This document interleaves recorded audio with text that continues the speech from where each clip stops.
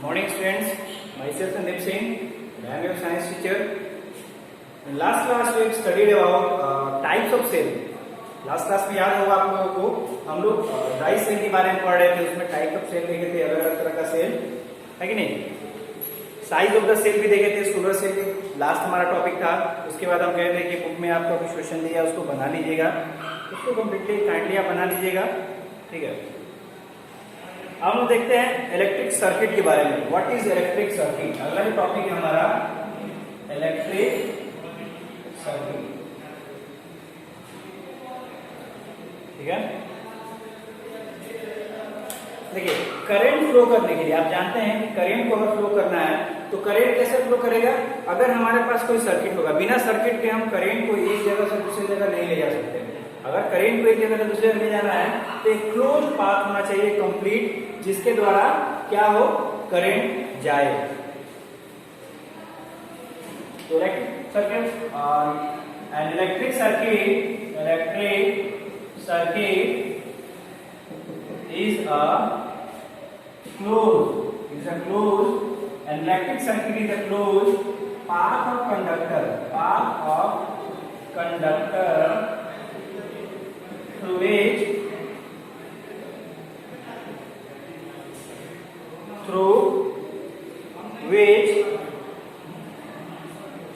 an electric circuit is a closed path of conductor through which electricity can flow। क्या कह रहे हैं, electric circuit जो है क्लोज पाथ है किसी कंडक्टर का, जिसके द्वारा क्या होता है, इलेक्ट्रिसिटी फ्लो कर जाता है, ठीक है। ये इलेक्ट्रिसिटी फ्लो करता है। तो सर्किट जो है हम देखेंगे। अब इलेक्ट्रिक सर्किट करंट अगर फ्लो करेगा तो किस तरह से करंट फ्लो करेगा। अगर हमारे पास क्लोज सर्किट है, ओपन सर्किट है, तो करंट फ्लो नहीं करेगा। देखिए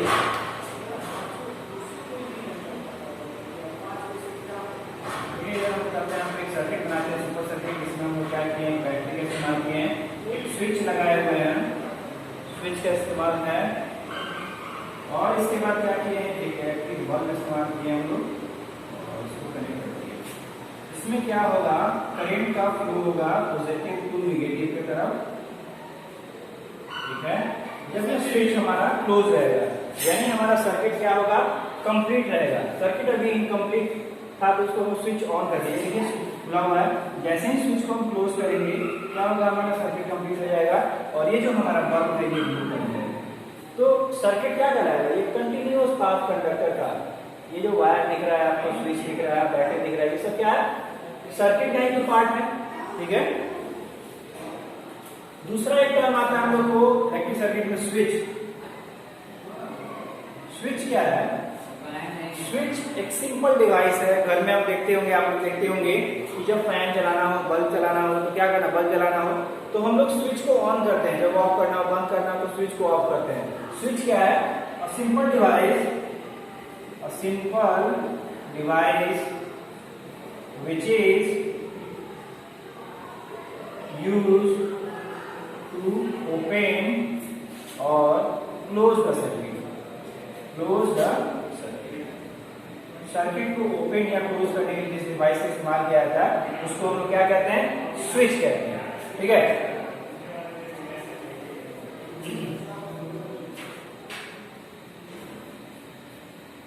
तो इलेक्ट्रिकल इक्विपमेंट जो है, डिवाइस जो है, उसको हम सिंबल के द्वारा इस्तेमाल करते हैं। यहाँ पे हम स्विच तो नहीं लिखे हैं, बैटरी के लिए यहाँ पे हम सिंबल बनाए हुए हैं। तो हम लोग देखते हैं अगले पॉइंट्स में कि इलेक्ट्रिकल कंपोनेंट्स का जो सिंबल होता है वो क्या होता है। Symbol of electrical component, symbol of electrical component देखते हैं हम लोग। Symbol of electrical component, symbol of electrical component. पहला देखिए, पहला है हमारा, हम लोग सबसे पहले जानेंगे सेल के बारे में। सेल और उसका सिंबल कैसा होता है। एक लाइन ऐसे देंगे, बड़ा सा लाइन, एक छोटा लाइन, ये हमारे क्या हुआ, सेल का सिंबल हो गया। ठीक है। दूसरा है, अगर हम बैटरी बनाते हैं,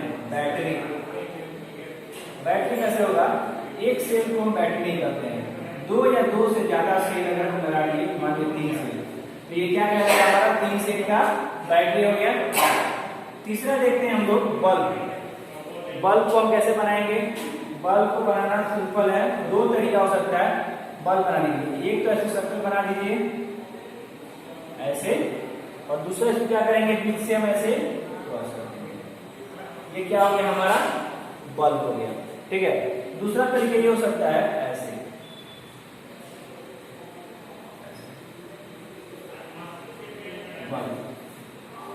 चौथा हम देखेंगे स्विच के बारे में।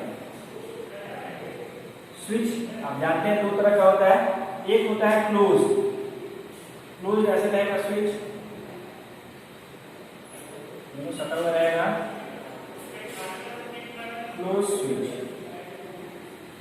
क्लोज है ये क्लोज स्विच। चलिए देखिए, क्लोज स्विच हम लोग देखेंगे बच्चों। अगला जो हम लोग का है ओपन स्विच। ओपन स्विच कैसा होता है, ऐसे बनाएंगे, ये यहाँ पे खुला हुआ रहेगा। ठीक है। और जब स्विच ओपन रहता है तो करंट का सप्लाई नहीं होता है, करंट हमारा नहीं जाता है सर्किट में। तो दो तरह का सर्किट देखते हैं हम, दोनों में स्विच का इस्तेमाल रहेगा। चलिए, एक देखेंगे क्लोज सर्किट और दूसरा देखेंगे ओपन सर्किट। पहला है क्लोज सर्किट। इसमें क्या करेंगे, ऐसे बैटरी का इस्तेमाल करेंगे और यहाँ पे एक स्विच बनाएंगे।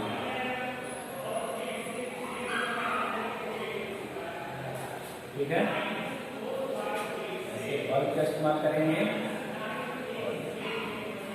ये हो गया हमारा। ठीक है, बैटरी, ये क्लोज स्विच। क्या कहेंगे, क्लोज सर्किट। ये बल्ब क्या होगा, ग्लो करेगा हमारा, रेड का फ्लो कैसे, और बल्ब हमारा ग्लो करेगा। दूसरा है ओपन सर्किट। इसमें देखिए क्या करेंगे हम लोग, बैटरी का इस्तेमाल होगा, स्विच जो है यहाँ पे ओपन रहेगा, स्विच क्या रहेगा। ठीक है। तो क्या होगा, ओपन स्विच है, बैटरी, ये हमारा बल्ब है,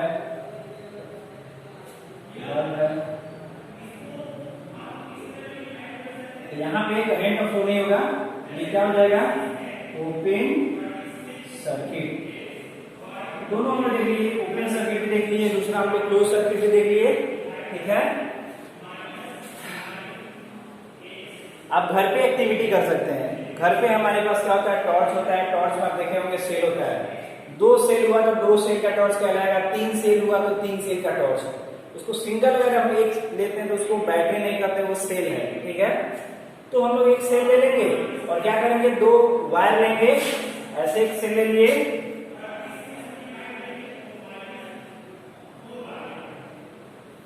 ये हमारा पॉजिटिव टर्मिनल, ये नेगेटिव टर्मिनल होता है। एक वायर इधर से लेके आएंगे और दूसरा वायर इधर से लेके आएंगे, और यहाँ पे हमारा क्या होगा, बल्ब होगा। ठीक है। तो पॉजिटिव वाला कहाँ कनेक्ट करेंगे, यहाँ पे बल्ब के पीछे, और यहाँ पे इसको नेगेटिव वाला होगा। देखेंगे क्या होगा, हमारा बल्ब ग्लो करेगा। अब क्या करेंगे, सर्किट को बीच से तोड़ देंगे, टूट जाएगा तो ओपन सर्किट हो गया। ओपन सर्किट हो गया तो हमारा बल्ब ग्लो नहीं करेगा। इसी पे काम करता है हमारा टॉर्च। जब स्विच को ऑन कर देते हैं तो टॉर्च जल जाता है, और स्विच को जब ऑफ कर देते हैं तो बल्ब हमारा ऑफ हो जाता है। ठीक है। यहाँ पे एक एक्टिविटी दिया है, इस एक्टिविटी को आप समझिएगा और इस तरह का एक सिंपल सा डिवाइस बनाइएगा। आप चाहें तो खुद से सेल का इस्तेमाल करके टॉर्च भी बना सकते हैं। आप टॉर्च बनाइए घर पे एक्टिविटी में। ठीक है। सिंपल प्रोजेक्ट है, करके आप छुट्टी में हैं अभी, क्लास के बाद आप ये एक छोटा सा एक्टिविटी कर सकते हैं। आप एक सिंपल टॉर्च बना के रखिएगा, जब क्लास खुलेगी तो ला के दिखाइएगा मुझे। कम से कम 2 या 3 सेल का इस्तेमाल कीजिएगा उसमें। ठीक है। पावर अच्छा से मिले। और बल्ब के लिए क्या कीजिएगा आप उसमें, ये बल्ब हो सकता है नहीं मिले आपको, एलईडी बल्ब आता है इलेक्ट्रिकल शॉप में, एलईडी बल्ब आता है, इस तरह से होता है, इसमें टर्मिनल होता है, ये वाला हमारा पॉजिटिव टर्मिनल और ये वाला नेगेटिव टर्मिनल होता है, ठीक है।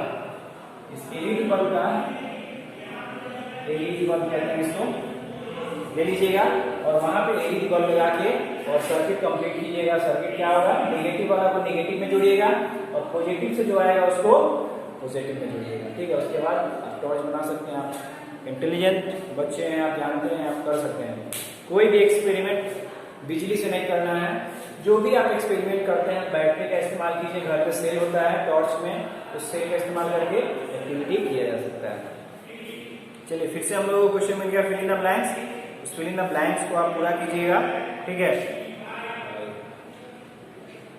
चलिए अब अगला जो हमारा टॉपिक होगा वो होगा इलेक्ट्रिक बल्ब के बारे में। इलेक्ट्रिक बल्ब के बारे में थोड़ा सा हम जानते हैं, इलेक्ट्रिक बल्ब होता कैसा है, ठीक है।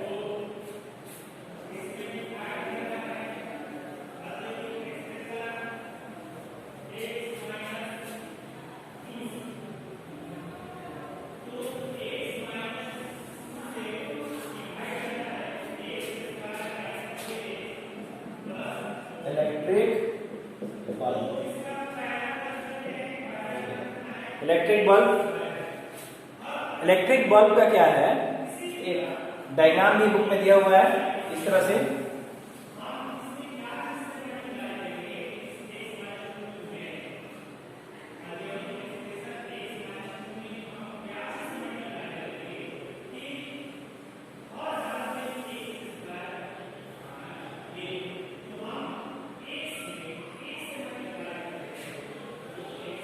ठीक है, इस तरह से कुछ होता है। ये हमारा इलेक्ट्रिक बल्ब का फिलामेंट है।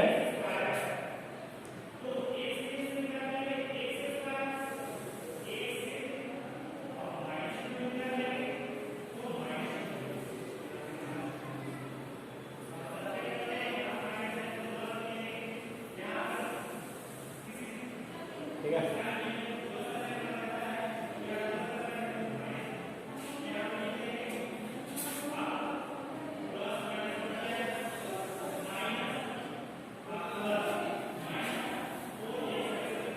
Electric bulb. ठीक है, अब इलेक्ट्रिक बल्ब में मेन जो कंपोनेंट है वो क्या होता है, सबसे इंपॉर्टेंट जो बात है हमारा फिलामेंट। ये वाला जो है filament,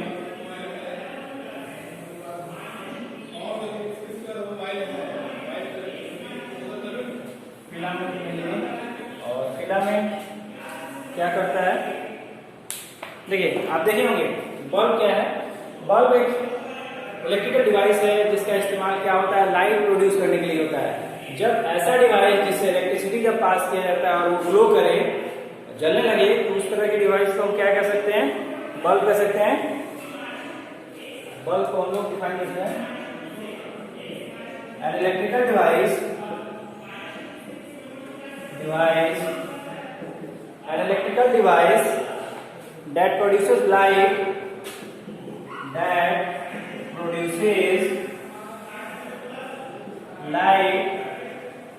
when electricity is passed through it is called bulb. इसको हम क्या कहेंगे, बल्ब। ऐसा इलेक्ट्रिकल डिवाइस जिससे इलेक्ट्रिसिटी अगर पास किया जाए तो वो क्या करता है, लाइट प्रोड्यूस करता है, तो उसको हम लोग क्या कहेंगे, बल्ब कहेंगे।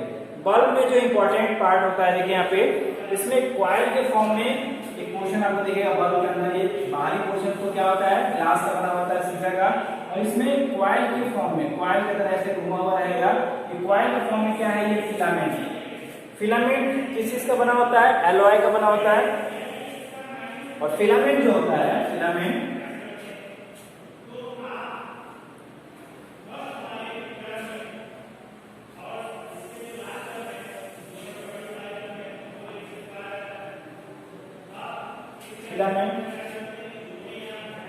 को भी हम डिफाइन कर लेंगे।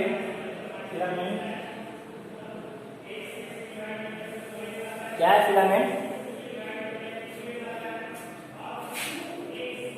coil inside the bulb. Coil inside the bulb. The coil. Okay sir. Filament के बारे में हम देख रहे थे। फिलामेंट क्या है? फिलामेंट एक कॉइल के फॉर्म में एक छोटा सा एक सिंपल सा वायर की तरह आपको दिखेगा कॉइल के बल्ब के अंदर। और वो क्या है? एलॉय का बना होता है। फिलामेंट जो है इसका टंगस्टन का, टंगस्टन। टंगस्टन क्या है? एलॉय है। एलॉय क्या होता है? दो तीन अलग अलग मेटल को मिला के, अलग अलग कोई 20%, कोई 30%, कोई 10% ऐसे मिला के क्या किया जाता है? एक अलग तरह का मेटल बनाया जाता है। उसको हम लोग क्या कहते हैं? एलॉय कहते हैं। टंगस्टन का इस्तेमाल किया जाता है फिलामेंट बनाने के लिए। इसका मेल्टिंग पॉइंट जो होता है, मेल्टिंग पॉइंट समझते हैं आप? मेल्टिंग पॉइंट हाई होता है, वेरी हाई। मेल्टिंग पॉइंट क्या होता है? वेरी हाई, बहुत ज्यादा होता है। जिसके चलते क्या होता है? इतना हीट होने के बाद भी ये मेल्ट नहीं करता, पिघलता नहीं है। मेल्टिंग पॉइंट जिसका हाई होगा तो उसको बहुत ज्यादा भी हीट देंगे तो भी क्या होगा? वो मेल्ट आसानी से नहीं करेगा।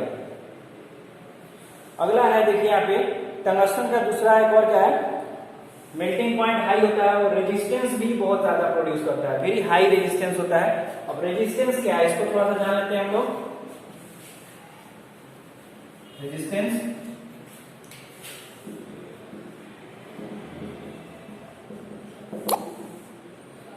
देखिए, ठीक है। रेजिस्टेंस है the opposition offered by a conductor. Opposition कहने का मतलब अवरोध पैदा करना, आसानी से करंट को फ्लो नहीं होने देना, ठीक है। The opposition offered by a conductor, the opposition offered by a conductor to the flow of electricity, to the flow of electric current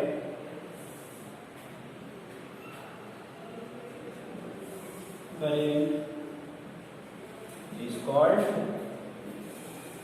resistance। तो क्या कहेंगे हम लोग? रेजिस्टेंस कहेंगे। यानी करंट किसी वायर से फ्लो करता है तो क्या करता है?